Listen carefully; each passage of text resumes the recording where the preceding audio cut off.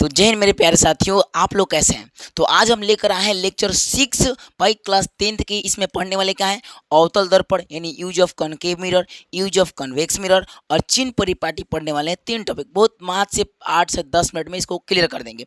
देखिएगा ध्यान से, अवतल दर्पण का उपयोग कहाँ पूछता है। देखिए बार बार एग्जाम में पूछता है अवतल दर्पण का उपयोग बताइए, उत्तल दर्पण का उपयोग बताइए, तो पूछते रहता है एग्जाम में। देखिए आपसे पूछ देगा अवतल दर्पण के उपयोग क्या होता है, तो कैसे बताएंगे आप। सबसे पहले आप ये जान लीजिए कि अवतल दर्पण कैसे होता है। अवतल दर्पण आपको पता है धंसा हुआ सरफेस होता है, ऐसे अवतल दर्पण। और अवतल दर्पण कई तरीका से इमेज बनाता है। पहली बात तो इसको बता दें कि अवतल दर्पण का प्रयोग हम ना, ये सबसे पहले अवतल दर्पण का जो प्रयोग होता है सबसे पहले हजामती दर्पण में हजामत बनाने जाते हैं। जब अवतल दर्पण के फोकस और ध्रुव के बीच में कोई वस्तु रहता है ना, तो बहुत बड़ा प्रतिबिंब उसके उधर पीछे बनता है, आभासी बनता है, सीधा बनता है। तो हजामती दर्पण में हम करते हैं, जाके देखिएगा चेहरा हो रहा। तो पहले जो हम लोग बाल कटवाने जाते हैं ना, दाढ़ी रोटी बनवावे, तो उसमें हजामती दर्पण में इसका प्रयोग करते हैं। अवतल दर्पण कौन सा जी, हजामती दर्पण में, हजामती दर्पण में इसका प्रयोग करते हैं। हजामती दर्पण के रूप में इसका प्रयोग करते हैं बाल काटने में, ये सब मोछदारी सेविंग कराने में, ठीक है। उसके बाद कहाँ प्रयोग होता है, देखिए उसके बाद अवतल दर्पण का प्रयोग होता है। जैसे मान लीजिए कभी देखे हैं डॉक्टर साहब, मान लीजिए आपका कान देखना हो, जैसे कान में प्रकाश नहीं जाता है, चाहे आपका नाक में नहीं जाता है, नाक उठा के, चाहे आप गला में नहीं देखना हो, तो ये जो अंधेरा वाला क्षेत्र है उसको अवतल दर्पण से दिखाई दे। बोलेंगे कैसे, अवतल दर्पण कटोरा जैसा होता है। अब इसको डॉक्टर लोग क्या करते हैं, यहाँ बांध लेते हैं, वहाँ आगे लाइट रहेगा, लाइट वह सब प्रकाश रिफ्लेक्ट होकर आपके कानों में जाएगा, तो उनको पकड़ना नहीं पड़ेगा लाइट को, बस यहाँ पे टांग लेंगे, पहन लेंगे और यहाँ देखते रहेंगे ऐसे कर करके। तो ये अवतल दर्पण का उपयोग रोगियों के नाक, कान, गला इत्यादि जांच करने में। तो लिखेंगे क्या जी, रोगियों के, बोलिए रोगियों की क्या क्या जांच करने में, नाक है ना, नाक, कान है ना, गला, गला जहाँ मतलब अंधेरा रहे, ये सब इत्यादि को जांच करने में। और भी देखिएगा अवतल दर्पण छोटा बड़ा सब प्रतिबिंब बनाता है ना। उत्तल दर्पण, अवतल दर्पण सारा आपको प्रतिबिंब बताएं 6 तरीके का बनाता है, और उत्तल दर्पण भी बताएं एक तरीके का प्रतिबिंब बनाता है सारा सिचुएशन में। फिर अब इसका प्रयोग आपको पता है, अवतल दर्पण में एक चीज़ है कि अगर प्रकाश सीधा आ रहा है ना, अवतल दर्पण में एक चीज़ है कि अगर प्रकाश क्या आ रहा है, सीधा आ रहा है, तो प्रकाश को क्या करता है ना, एक जगह मोड़ देता है। जैसे मान लीजिए यहाँ प्रकाश आ रहा है, तो इसको टकराने के बाद फोकस पे आके मिला देगा, फिर ये भी आ रहा है फोकस पे मिला देगा, तो जितना प्रकाश आएगा सब यहाँ यहाँ आके मिला देगा।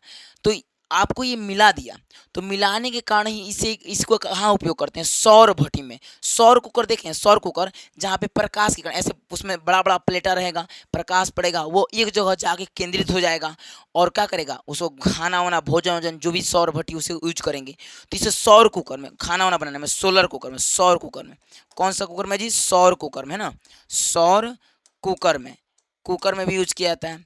सौर भट्टी में भी लिख दीजिएगा, सौर भट्टी में भी यूज किया जाता है ना। अब बताइए अब कहाँ यूज किया जाता है, तो अवतल दर्पण का उपयोग आप ऐसे भी कह सकते हैं कि अवतल दर्पण का उपयोग मान लीजिए आप तो रोगियों के आँख कान नाक के सौर को करो की जांच करने में है, हजामती दर्पण में। और अवतल दर्पण का उपयोग क्या होता है ना, आप गाड़ी की हेडलाइट देखें, हेडलाइट उसमें देखिएगा ऐसे रहता है, तो गाड़ी की हेडलाइट में देखिए गोल रहता है, एगो बल्ब जलता है, दूर तक फोकस जाता है क्योंकि वो एक जगह केंद्रित कर देता है प्रकाशवा को।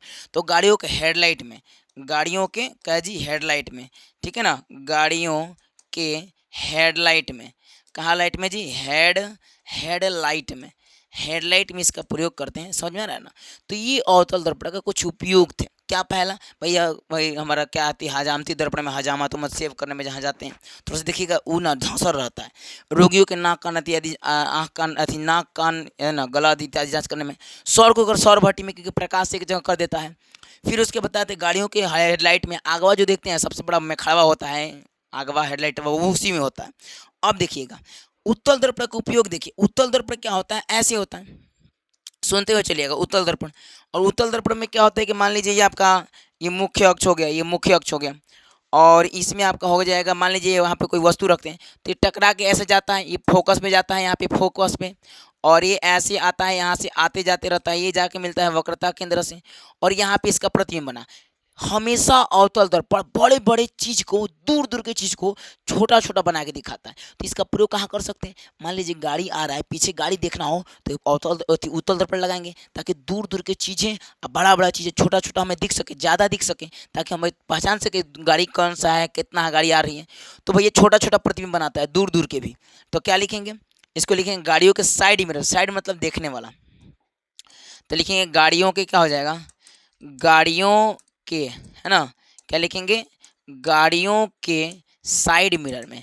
कौन से मिरर, साइड मिरर में। ये गाड़ियों के साइड मिरर में उपयोग होता है, साइड मिरर में, साइड लेने में, साइड मिरर में, साइड में नहीं देखा जाता है पीछे की तरफ, वहीं साइड मिरर में। दूसरा देखिए छोटा प्रतिबिंब बनाने में, है ना, छोटा प्रतिबिंब बनाने में, सीधा प्रतिबिंब बनाना, छोटा और सीधा प्रतिबिंब क्या करने में, बनाने में, क्योंकि छोटा और सीधा यहीं बनाता है, उत्तल अवतल तो बड़ा बना जाता है सीधा में। तो याद रखिएगा ये दो आपको उपयोग याद रखना है। और देखिएगा एक चिन्ह परिपाटी क्या होता है, सुनिए। मान लीजिए आपका ये अवतल दर्पण है, ठीक है भैया, ये अवतल दर्पण आप लोग समझ पा रहे हैं, ठीक है, ये अवतल दर्पण है। ये आपका उत्तल दर्पण है, एकदम बेहतरीन तरीका से समझते हुए चलिएगा। ये उत्तल दर्पण है आपका, ध्यान से सुनिए, ये उत्तल दर्पण है, ये अवतल, इधर देखिए, ये हो जाएगा आपका अवतल, ये उत्तल। क्लियर है। अब देखिए क्या करेंगे, आपको पता है कि अवतल दर्पण में जो इधर होता है, ये आपको इधर देखिए, ये जो होता है ध्रुव होता है P, यहाँ पर F होता है, और यहाँ पर क्या होता है C, वक्रता केंद्र। यहाँ पे भी ध्रुव होता है, यहाँ पे क्या होता है F फोकस होता है, यहाँ पे C होता है, सब दूरी समान होता है, सारा पहले के बता चुके। अब चिन्ह परिपाटी में क्या होता है ना, ध्यान रखिएगा, आप ऐसे पढ़े हैं, सीधी सी बात बताइए कि आप ऐसे कहीं चित्र पढ़े हैं मूल बिंदु वाला, कि इधर प्लस में, इधर माइनस में, इधर एक्स एक्स एक्स डैश, इधर वाई डैश है, आपका मूल बिंदु ओ होगा, ऊपर प्लस में नीचे माइनस में। सेम वैसे ही इसमें ये ध्रुव को मानते हैं मूल बिंदु, और यहीं से एक ग्राफ लेते हैं ताकि हमें, अच्छा यहीं से एक ग्राफ लेते हैं ऐसे करके मूल बिंदु, ये आपका वाई अक्ष और इधर हो जाएगा एक्स अक्ष। तो आपको जो भी वस्तु इधर रखाएगा तो वस्तु दूरी किस में होता है, माइनस में होगा। जैसे मान लीजिए वस्तु है, पर इसमें क्या होता है, अब इसका प्रतिबिंब प्लस में भी हो सकता है, माइनस में भी हो सकता है। हैने बनेगा तो प्लस में, हैने बनेगा तो माइनस में। ऊपर ऊंचाई होगा, यानी ऊंचाई लेंगे तो ऊपर प्लस में, नीचे लेंगे ऊंचाई तो माइनस में। ये आप चिन्ह देख लीजिएगा ध्यान से। और इसमें भी ध्रुव से क्या होता है, मूल बिंदु बना लेते हैं, इधर कोई भी दूरी रहेगा प्लस में, इधर माइनस में, ऊपर प्लस में, नीचे माइनस में। अब देख लीजिए, मान लीजिए यहाँ पे प्रतिबिंब इतना ऐसा बना, उल्टा बना है, तो इसका जो ऊंचाई लेंगे, जो एच लेंगे, एच डैश, वो माइनस में लेंगे, क्योंकि नीचे की तरफ माइनस होता है, ए वाई और वाई डैश होता है। तो ये चिन्ह परिपाटी था और कुछ नहीं था। ठीक है, तो आप जाके देख लीजिएगा कौन किधर बनेगा, बस खाली इतना याद रखिएगा, ध्रुव को मूल बिंदु मानना है, ऊपर प्लस नीचे माइनस, इधर प्लस ऊपर उधर माइनस, इधर प्लस उधर माइनस, इसको भी मूल बिंदु मानना है। दोनों में चिन्ह परिपाटी सेम होता है, क्वेश्चन बनेगा तो वहाँ पे यूज किया जाता है। तो आगे वाला वीडियो जो 7 लेक्चर होगा उसमें आपका एक चैप्टर समाप्त हो जाएगा, आवर्धन, दर्पण सूत्र सारा सीध करवा देंगे। तब तक हम मिलते हैं अगली वीडियो में, तब तक के लिए जय हिंद।